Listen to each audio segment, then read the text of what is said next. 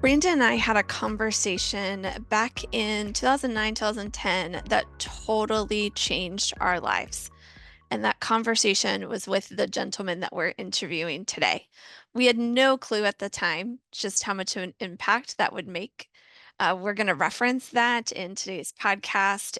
We just grabbed a beer with a guy that somebody told us we should talk to. And it's kind of amazing looking back that he was willing to do that with us.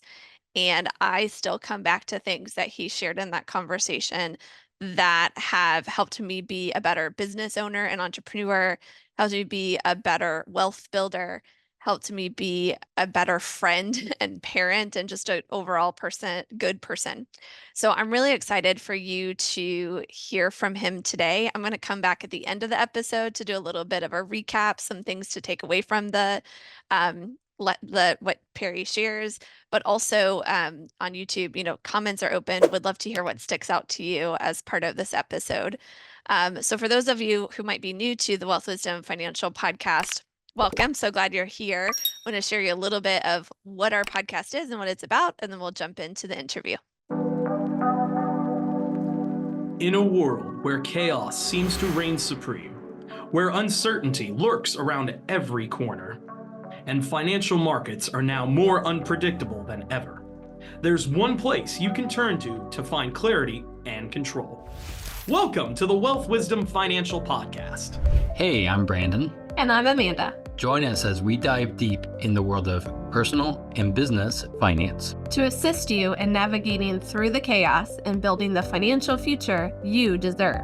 We believe when conventional financial thinking doesn't get you where you want to go, you need wealth wisdom. So if you're ready to take control of your financial destiny, tune in to the Wealth Wisdom Financial Podcast. Because in a chaotic world, your money shouldn't be. Subscribe now and never miss an episode. Okay, welcome to the show, Perry. So glad that you're here.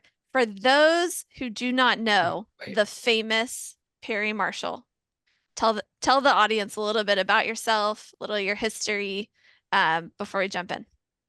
Pastor's kid from Lincoln, Nebraska. I got geeked out on audio equipment and got an electrical engineering degree in Nebraska. And while I was in school, I started getting into entrepreneurship. In fact, I had my first business was selling speakers. The first pair was age 14. And when I was 17, I was selling them in a showroom and I had a brand and all of that.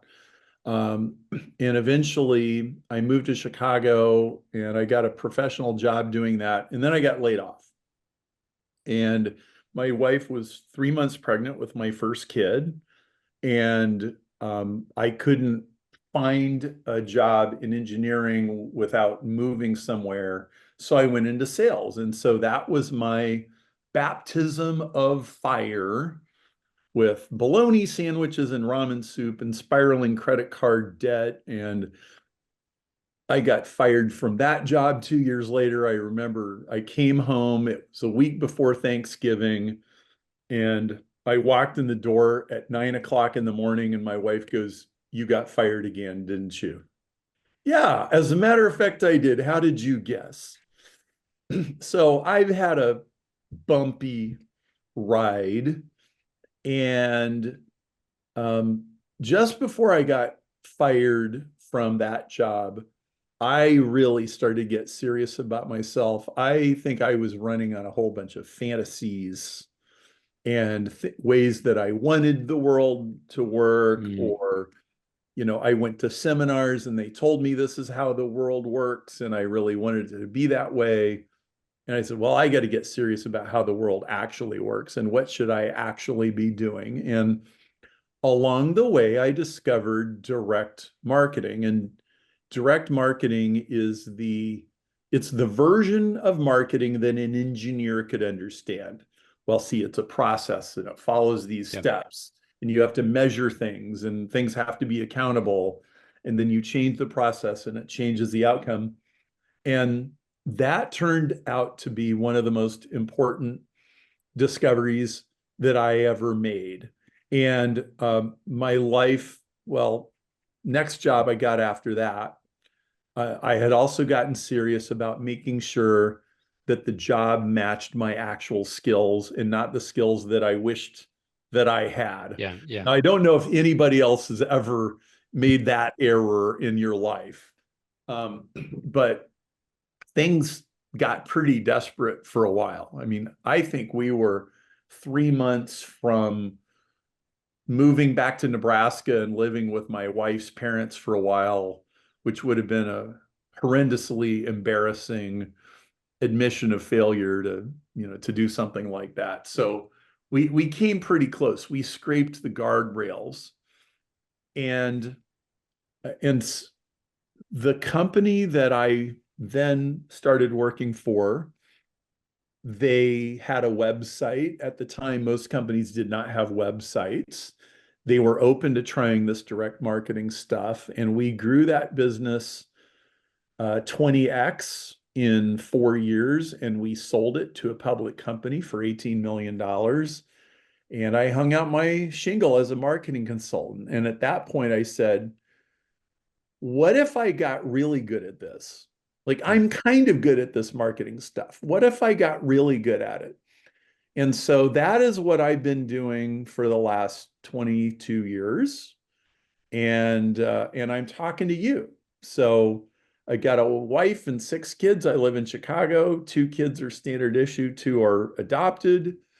And we do a lot of interesting things, including help entrepreneurs build bigger businesses. So Well, that's and I want to add, like, when we came into the picture, we didn't know you. We just knew you as a guy from church. And then one of the pastors was like, "Hey, you want to meet?" We were asking business owners, any business owners, learn. I hate the word pick your brain, but we were like, "Oh, no, that's what you do, I guess. Ask." And so we had I remember the beer with you, and yeah. we didn't know that anything about you and in general. We just knew, oh, it's a business guy.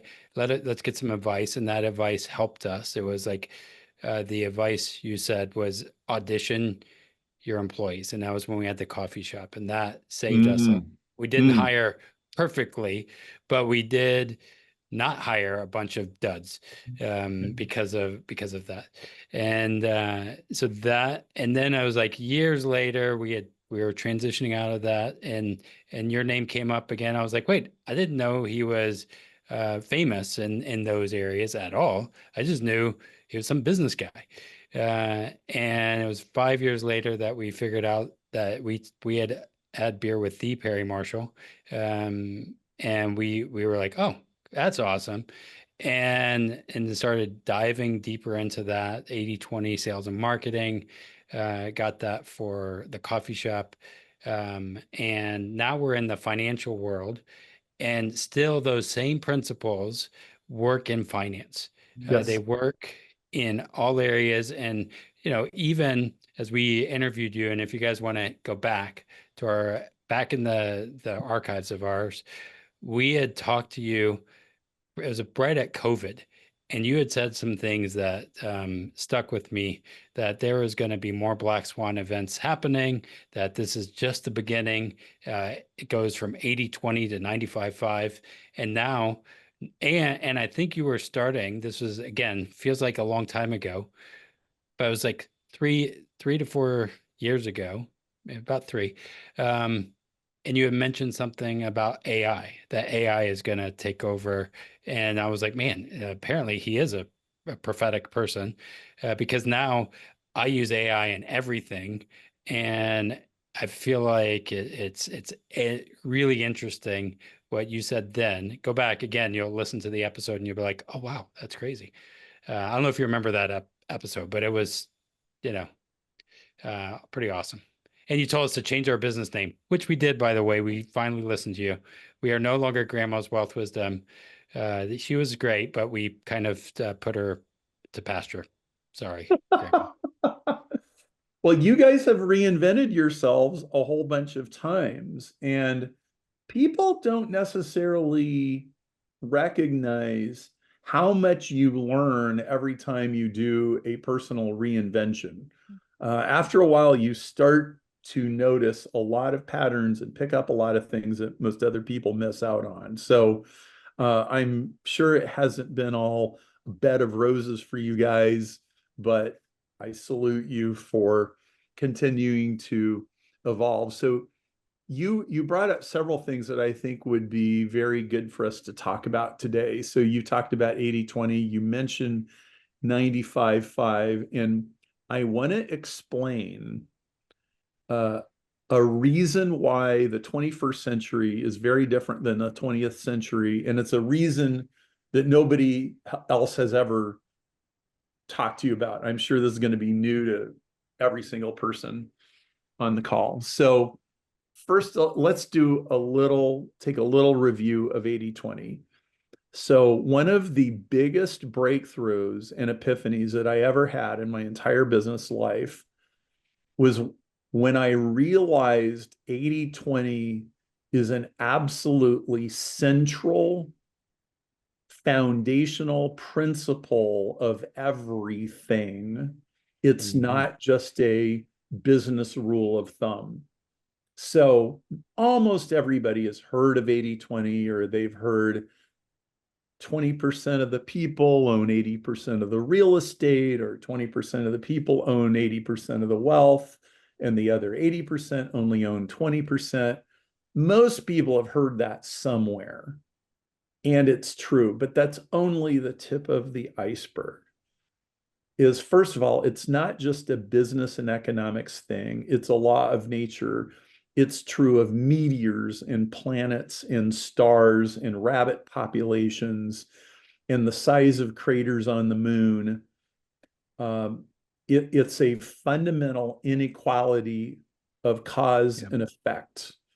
It says that if water is running down a hill, it doesn't evenly run down the entire hill. It concentrates in one place and makes a river. A river is an 80-20 phenomenon. And so I was reading Richard Koch's 80-20 book about 20 years ago, and I suddenly realized, whoa, wait a minute. This is a fundamental principle of nature, and it's fractal, meaning there's an 80-20 inside every 80-20. So not only does the top 20% produce 80%, the top 20% of the top 20% produces 80% of the 80%, and then it keeps going and going and going. So this is incredibly powerful. It means 1% of what you do produces 50% of your income. So if you draw it on a graph, 80-20 looks like this. Where as you get over to the right side, the arrow goes up and up and up at a speed that you can barely fathom. And then you can draw a little line at the 80th percentile, and you say, okay, so this is 80%, this is 20%, and this red part says that 80% of the wealth is up here, and as you go closer to the right side, you get closer and closer to Elon Musk or Jeff Bezos or Bill Gates or Warren Buffett. Well, that in itself is incredibly powerful, but there's something else that I want to explain which helps you understand the times we are in, because we are in weird times. This is no surprise to anybody. So here's what the digital world, and therefore much of the world now, is not even 80-20. It's 90-10 or 95-5. So the internet is at least 90-10. 10% of the websites get 90% of the traffic, and 90% of the websites get 10% of the traffic. So think how differently that is from 80-20. 80-20 says the top 20% have 16 times more than the bottom 20%, the bottom 80%. But if it's 90-10, the inequality ratio isn't 16 to 1, it's 381 to 1. This is how the world has actually changed. Now, I don't want to get too much into the theoretical reasons for why this is, other than just to say it's because the internet is frictionless. Yep. Well, so here's what 90-10 looks like.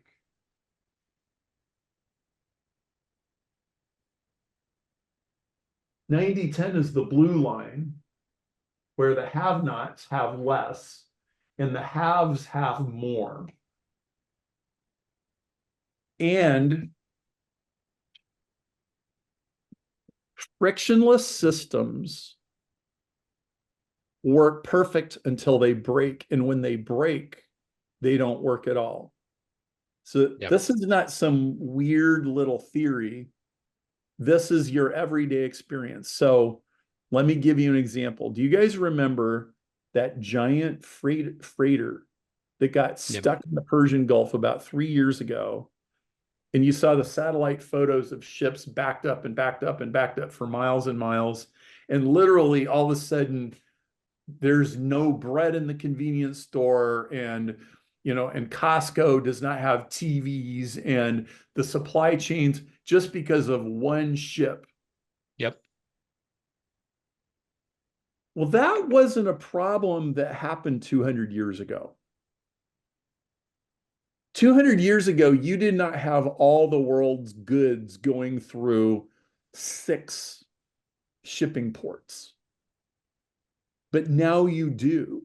And you have supply chains that are hyper optimized, and you have just-in-time manufacturing and just-in-time shipping. And when you go buy bread at the supermarket, there's not a big warehouse with 100,000 loaves of bread waiting for everybody to come and pick them up. There's more bread coming on a truck tomorrow.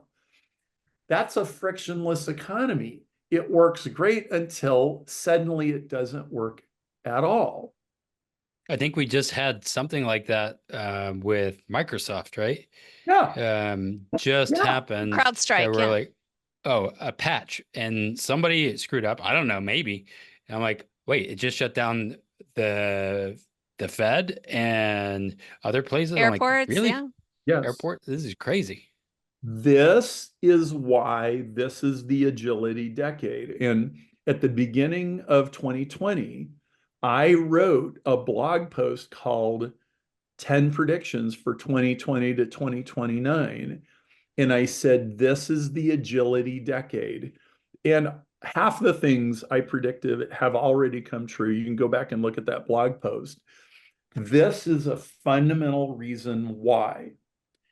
And so this means that you have to build excess capacity into whatever you're doing, or something will break. So let's bring this just even down to your time.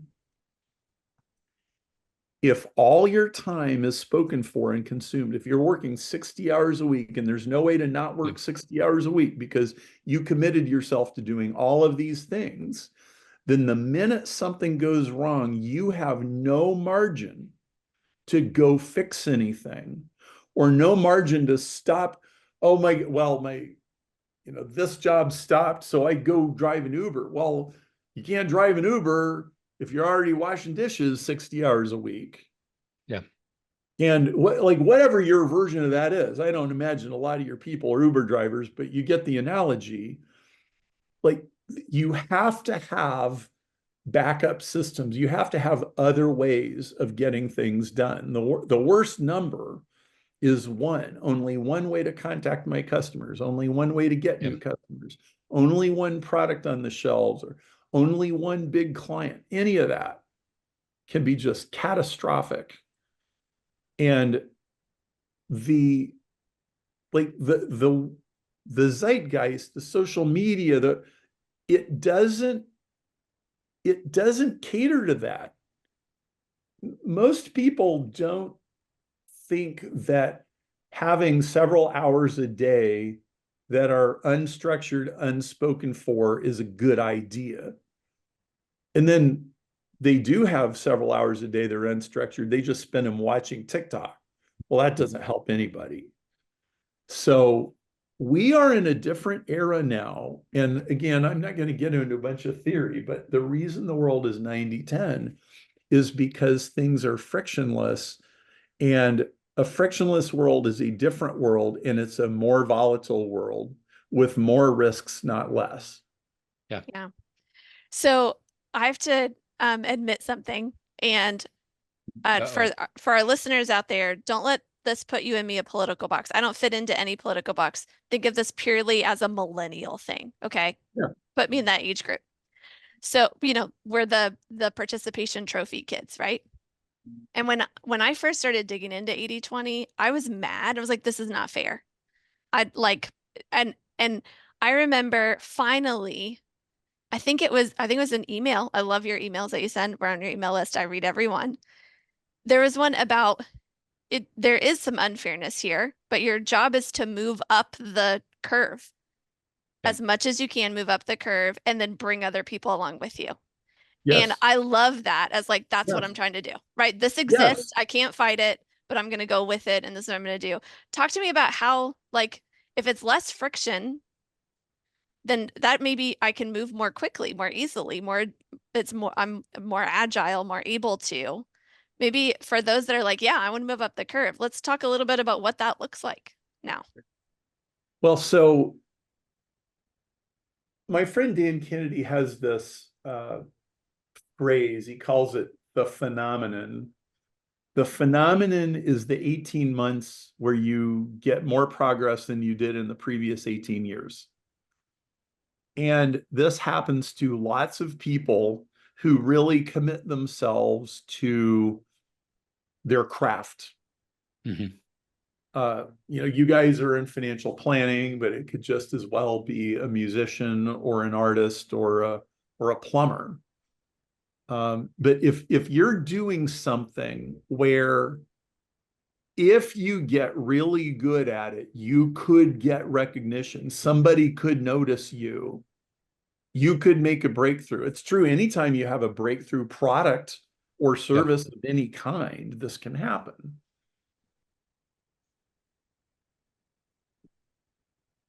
You're on a plateau and you practice your guitar every day and you practice your guitar every day, and it doesn't feel like you're getting better. It just feels like you're practicing and practicing.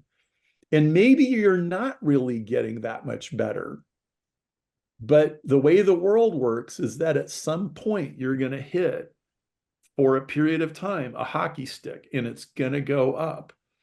There's a great book called Mastery by George somebody, I forget his last name, that talks about this. And there's a bunch of versions of this. It happens in technology, it happens in finance, it happens in people's personal life. And he says the people who do the best are the people who enjoy practicing the guitar for its own sake.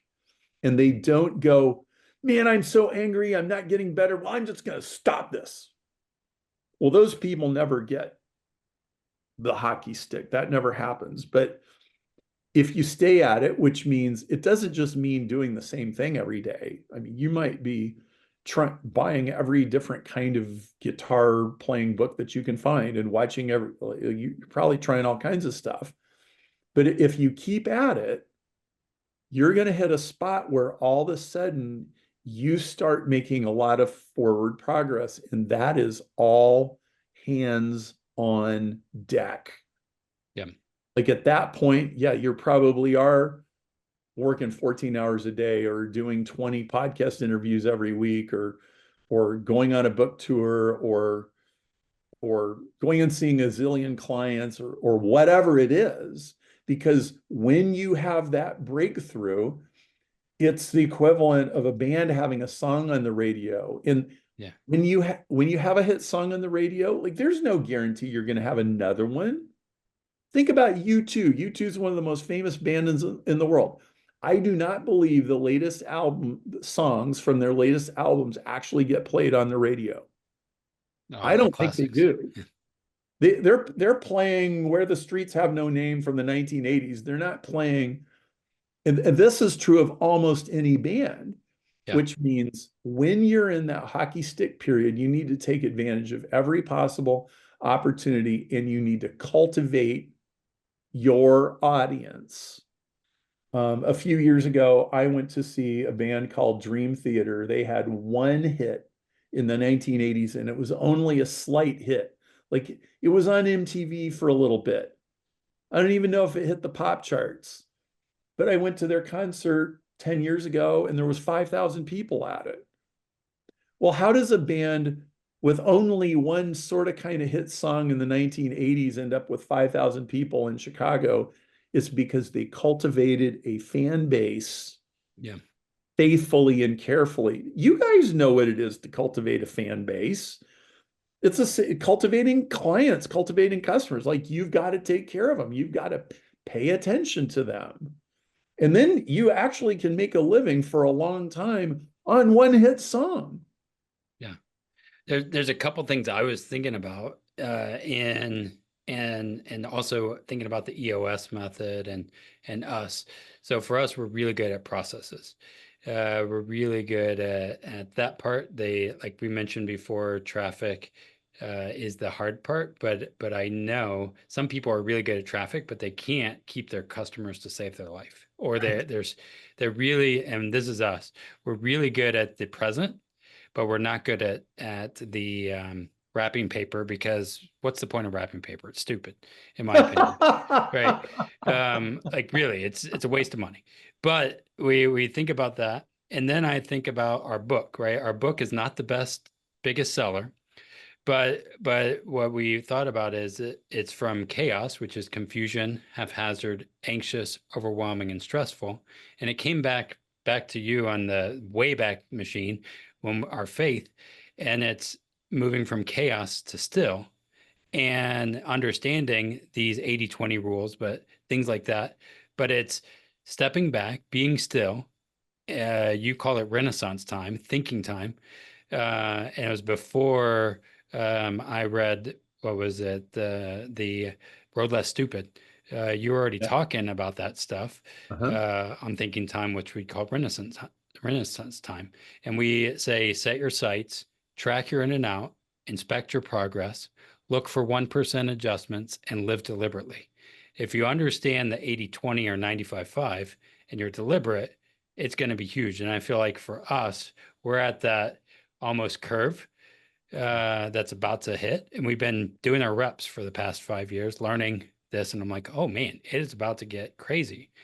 The hard part though, is with our book, they're like, oh yeah, it's too hard, because that means you're wanting me to think.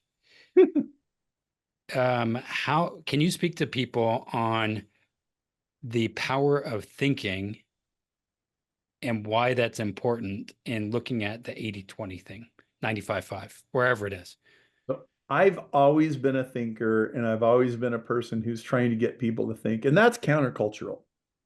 Like, if you want to not think, just get on TikTok. Right. So it's an uphill battle to be a thinker and to want people to think and to sell a complex product that requires thought. And first of all, doing what you believe to be right and virtuous is, in some sense, its own reward. Yep. I do what I do the way that I do it because I believe this is the right way to do it. And I don't cater to every whim in the marketplace. I think Seth Godin said something like, if you split test long enough, you end up selling porn. It's kind of obvious. Yeah. Well, that's a road to nowhere. That's just a race to the bottom. Oh, we're just going to do whatever attracts attention for today. That's not a path. What I have found happens when you have a cohesive set of values and you're consistent and you do what you're believing in, is you acquire people who, like you, feel that there's just not enough of a certain way of being in the world. And once they've found it, my experience is they'll stick around a long time. I've had a lot of people say to me, I subscribe to every single marketing guru and I unsubscribed from every single one of them eventually, except you. And you're the only one left. I've had that said to me many, many, many times. And I believe that every email you send out should have value. Like there should be something in it that teaches you something or makes you smile, or, it shouldn't just be a cash grab. And when you surround yourself with those kind of people, it's consistently astonishing at how good those people are and how good their friends and colleagues are, and what a great cake you end up baking when you have the best ingredients. It's extremely rewarding. And I love connecting people together that would otherwise never get connected with each other. And it does work. I remember when my Google AdWords book was really popular. I mean, that was my biggest quote hit song on the radio. Yeah. I knew that may only last so long.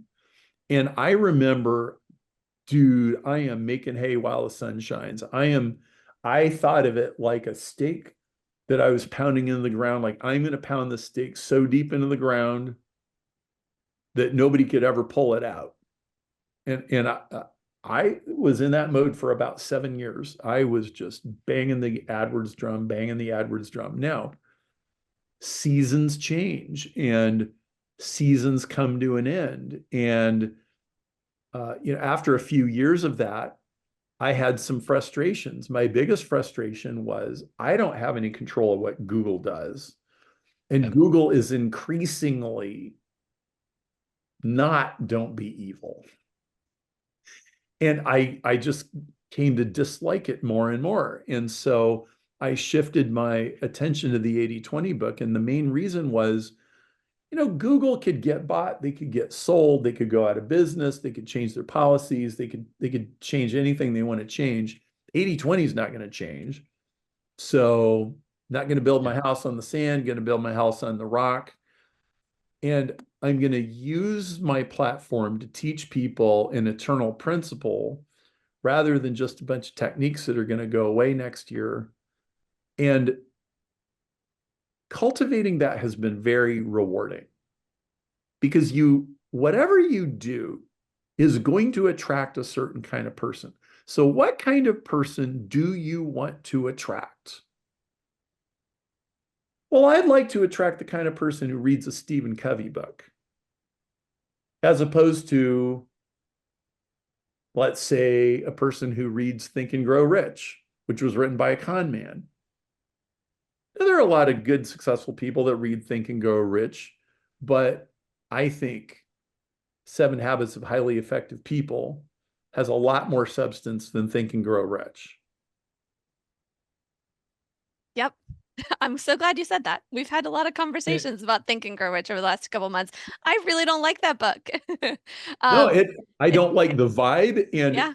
if you research it, almost everything in that book is made up. Yeah. Almost everything Napoleon said about himself was made up. The man was a con man. And then some people get mad at me. They go, "Oh, Perry, that doesn't matter. Why are you trash talking that guy?" Because he's fake. Right. Like, you study people, you become a fake person. Yeah. So I've been using I do have this. a question. We're gonna fight. I've been using this analogy a lot. Icebergs.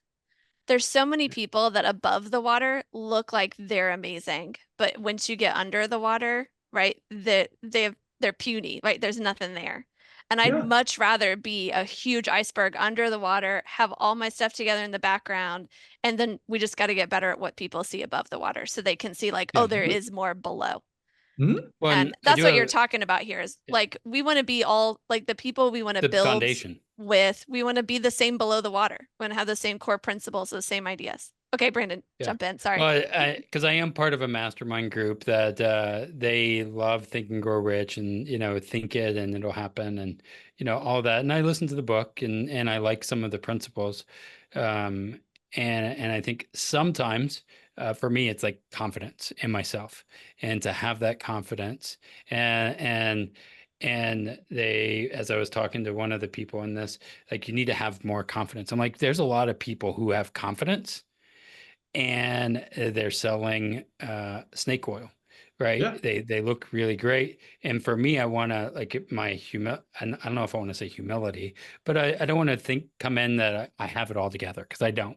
No one does, but in our world, in the TikTok world, in this 95.5 world, people are just putting out um, sizzle without the steak. And for me, I'm like, yeah, but you need to have the essence, the core set. And most people, and the reason that I think that there's a problem is because we haven't we did the Think and Grow Rich, or we did whatever, we don't have the core set. And whether it's profit first, I like whole life insurance, infinite banking, because it's kind of a foundational asset. It could change, right?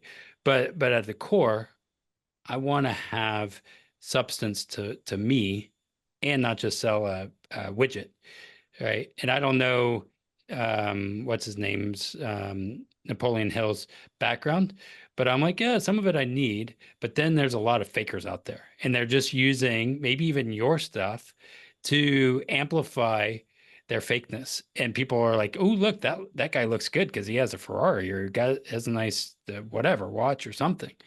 How do you combat that, knowing, like, really there's something deeper that you just mentioned? Sorry, I can rant on this because I've been thinking about this a lot. Well, I'll tell you a story. When Google Ads was brand new, it was a gold rush. It really was the biggest development in advertising in the last 50 years. It was a very big deal, and it was a huge sea change in advertising. And it took several years for people to wrap their head around what it really was and what it really meant. And so that meant that for the first couple of years, man, especially compared to now, it was so easy. And some people could just fall off a log and buy some Google ads and make a lot of money. And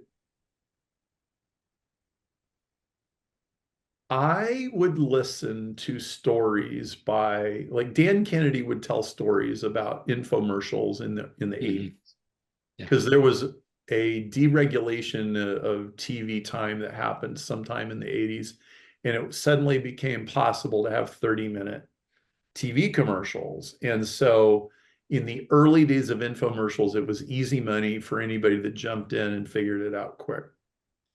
And it got harder and harder and harder. So by the time the late 90s, when I was learning about marketing came along, it cost $75,000 to $100,000 just to try an infomercial once with a test broadcast.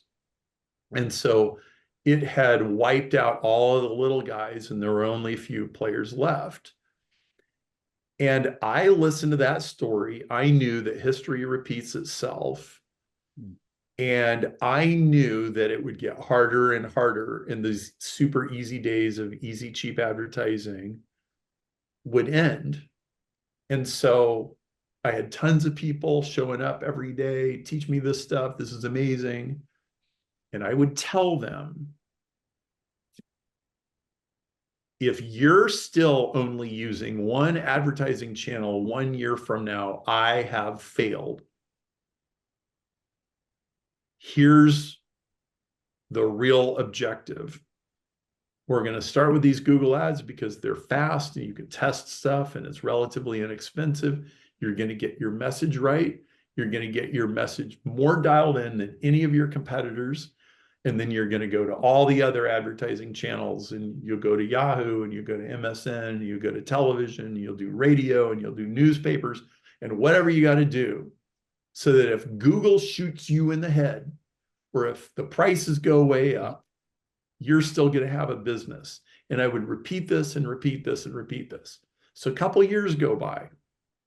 All of a sudden, one day, I remember it was probably August of 2005, thousands of advertisers woke up and all this new thing called quality score had suddenly been installed. Quality score, your quality score is a 1 out of 10, and your minimum bid is $5, and everybody's underwater. Now, let's remember, there's people with payrolls and revenues and quarterly objectives and vendors to pay, and all of a sudden, all the traffic stopped. I had a teleseminar. This is even before webinars. I had a teleseminar with 3,500 people on it going, what in the world just happened? And like, we're scrambling around to figure out what is this quality score and how does it work? Well, here's the point of the story. I did not have a single person throw a rock through my window and say, Perry, you told me this thing was so awesome and I built this business and now the whole thing caved in like a house of cards and I'm mad at you and I'm giving you the finger. I didn't get any of that. What I got was, this guy's always told me the truth. So Perry, what do I do now? Like, I told you to diversify. I had people sending me emails. You told me so.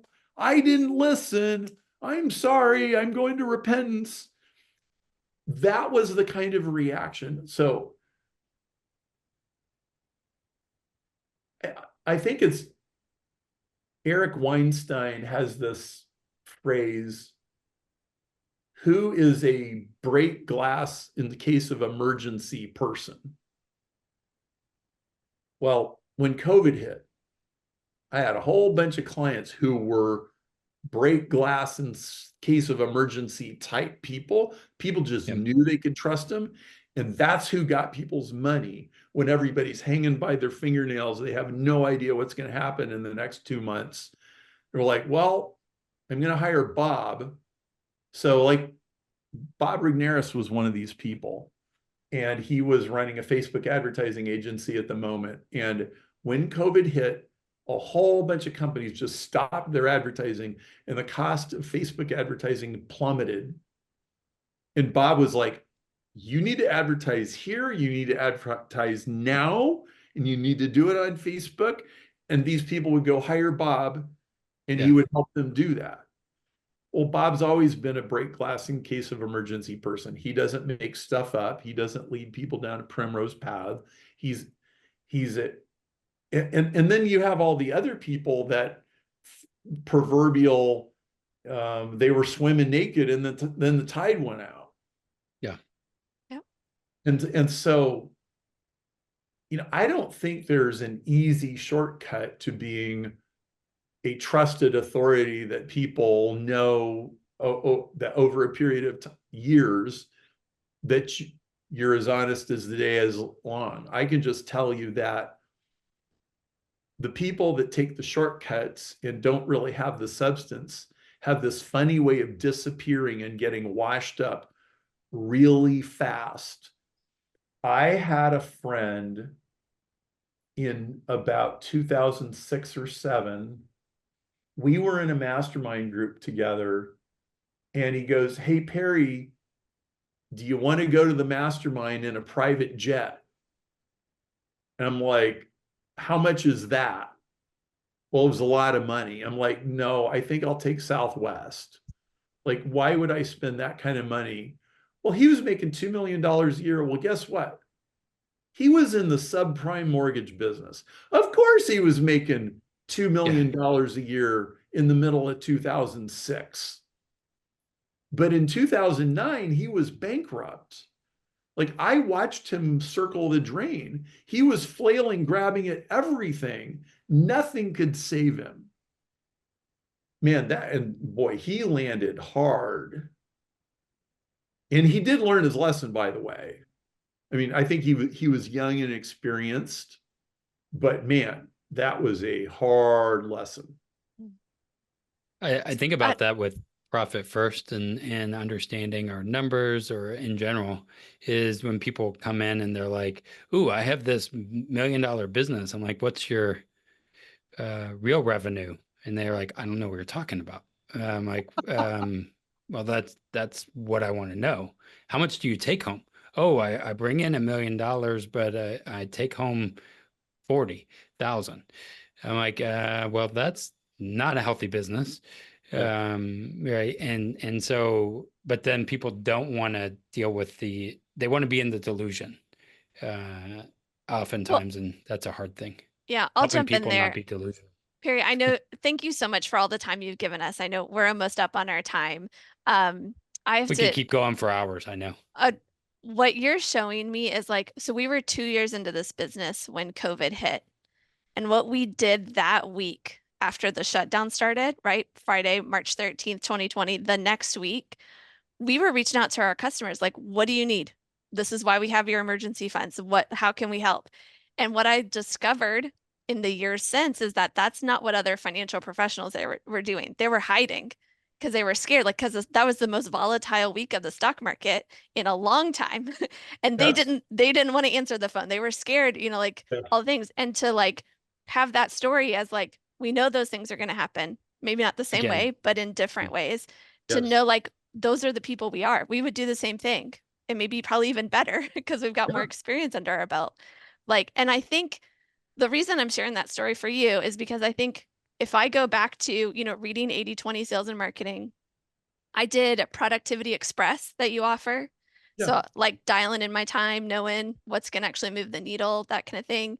And then also the marketing DNA test that you offer. I go back to that and remind myself like, yeah, I haven't figured out traffic, but I at least know like what's in my wheelhouse, not just parroting what other people are doing that seems to be working for them. Um, Yes. so Yes. those things have been super helpful for me. I recommend them to people all the time. We'll put links to those. We're not affiliates of Perry or anything like that, guys. We just love what we've learned from him, and I still go back to the lessons in here over and over again. I've got dog ears, I've got underlines. yep. Super great. I want to give you the chance to share anything else that you wanted to make sure to share with those This that are this one checking is this out. easy too. That one's This is great how too. many Yeah. pages? Like 30 pages. Um, like Well, this little guy. well, the guy that asked me to get on the private jet, we were in our mastermind group and it was my hot seat. And there was this one point where he goes, "Perry, you're too humble. You are Perry effing Marshall." And and that was before he crashed and burned. And I don't think he would say that now. There was a certain amount of caution that I had of not overestimating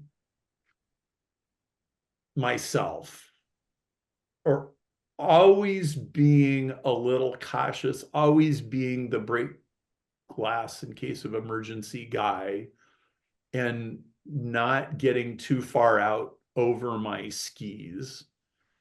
And there's this very fine line. It's, in fact, I don't even know if it's a fine line. It's more like a paradox, is you have to be confident and you need to be humble at the same time. Both, like, one is not contradicting the other. You need to be humble from the standpoint of you never know what you don't know. And none of us are perfect, and we're all human, and we all make mistakes.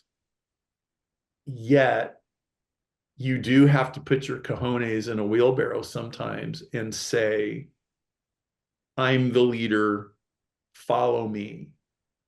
I think we're in a stage like that right now with national politics. We have a huge vacuum of leadership. We have highly incompetent people in the offing. And frankly, most of us can't really do much about that. But you know what we can do? We can get out of bed every morning and we can do our job. Yep. And we can lead.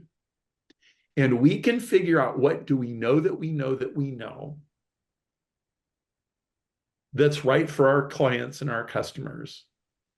And we can get in their face and say, I know that I know that I know that you need to be doing this. And it doesn't have to be a lot of things. Again, 80-20. Just what's the 20% of the 20% that you know that you know that you know. And you can't get strung out on TikTok, Instagram, and Twitter, CNN, and YouTube, obsessing about what everybody else should be doing and what's wrong with everybody else. That's not going to do anybody any good. Stop all that. Like I had to grab myself by the belt, Perry. Stop getting on Twitter. Stop getting sucked into all this nonsense and work on the stuff that you can change. Because people are depending on you to do what you do. They're not depending on you to fix the Oval Office or anything like that. Do what you do. And I think some of the people that are listening to this, you may do something this week or in your lifetime that's more important than anything the president does, and you don't even know it. How would you know? Yep. Well said. And I now have an image. I'm going to put my ovaries in a wheelbarrow. Oh, yeah. Yeah. Thank you for But that.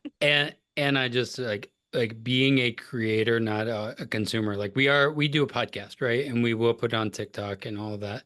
But as business owners and as individuals, that going back to the thinking time and the book, right, that we have is we are all creators, whether it's with family or with our job or wherever, and we need to move from being a consumer, because that's what got us in this mess anyway, to being creators, and knowing, like, even as I'm building our business, I am creating something that I employ people, and we want to employ more people because we are the answer, not whoever's in office. Like, I get to create jobs.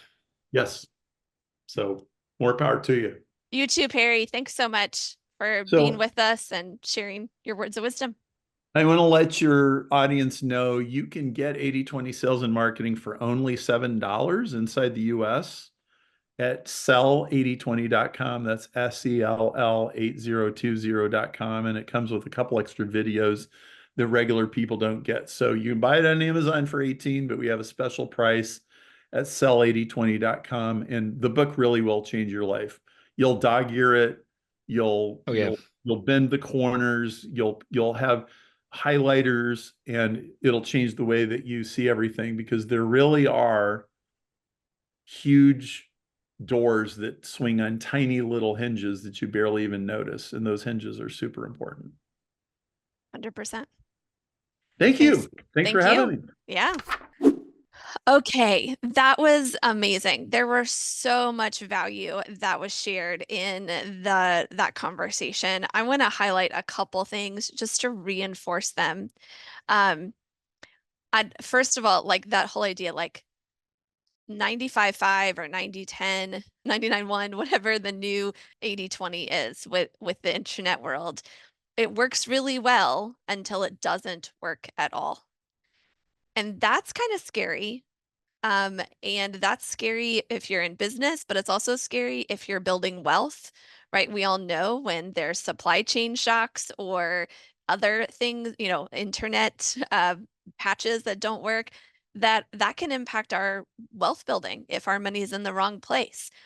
And there, like some people are scared that maybe the whole thing is going to fall down. That's why I love that Perry gives us a way to think that counters that and helps protect us, helps us be more resilient, if it doesn't work at all for a while. And that's being agile. He called it the agility decade, building extra capacity so that you can change. We actually have one of my favorite episodes we've ever done in this podcast. It was back in August 12th of 2022. We're going to put a link to it in the show notes along with the other links that we mentioned to Perry's stuff. This episode is all about agility and adaptability. And it's actually, Perry mentioned some forces of nature, right, that do 80-20. This is actually, I would say, right up there with 80-20 as a thing with nature. Think of, we don't have dinosaurs anymore because they couldn't be agile and adaptable when a big meteor hit their planet, right? Is what science tells us. But we have animals that existed when the dinosaurs were here. Bumblebees, for instance, they were able to adapt and be agile and withstand such a catastrophic event. How do we be financial bumblebees? Be financial bumblebees, there we go, rather than dinosaurs. Then he mentioned like this idea of the phenomenon. Where do we find those 18 months to transform the next 18 years? I love that. I want to start looking for that, intentionally seeking out how do I make more of those moments happen, even if they're only 18 minutes to transform the next 18 days, right? Like that kind of idea. Love that. Also, how could you be a break glass in case of emergency kind of person? When we build more resilience, more agility in our financial lives, in our businesses, we become the people that others can depend on to be able to keep their jobs if we're employers, or to be able to keep putting food on the table if we have children that are dependent on us, or those kind of things. How can you be a break glass in emergency kind of person? That would be a great thing to explore and see how you can implement that in your life. And then final big takeaway for me, stop getting sucked into nonsense. There's a lot of nonsense out there, particularly in the financial world. And I invite you, whatever it looks like, to shut down a bunch of that noise, financial noise in your life. We're big proponents of STILL, right? We made it an acronym. We love, like, I know you know way more than you think you know. You probably have more knowledge than you need to reach your financial goals. What you probably want and need is to not get stuck into nonsense and instead operate from that knowing that you have. Look for maybe pieces, holes where you need to fill in gaps of knowledge, but do more from what you already know rather than always seeking out new information, never doing anything. Because in Perry's words, you could do something this week more significant than the president. What's that going to be for you? What are you going to do this week that's more significant? Maybe to your life, maybe to the lives of the people around you, maybe to your city, maybe for your state, maybe for your industry. What might you do that's more significant than what anybody else could do? You've got your own unique goals, your own unique talents, abilities, your own unique way of thinking about things. What might you do that's more significant than what anybody else on this planet could do? That's going to build resilience. That's going to build agility. That's going to help you become a break glass in case of emergency people and that person. And that's going to help you create a phenomenon, right? A moment in time, whether it's 18 minutes or 180 days or, something like that, that totally transforms the rest of your life. I'm going to leave it there. Keep pondering that. This has been super encouraging and inspirational to me. Let us know, as always, how we can help you on your financial journey to walk alongside you and reach your financial goals. I know this episode hopefully will be one that you listen to again and come back to some of the wisdom that Perry shared. In the meantime, don't forget to subscribe to the channel. We've got some other episodes coming up about resiliency and how to build more into our financial futures. We're going to get, more specific about money in the next couple episodes this month as we get into that topic. So subscribe so you don't miss a single one of those. And then, of course, live long and profit.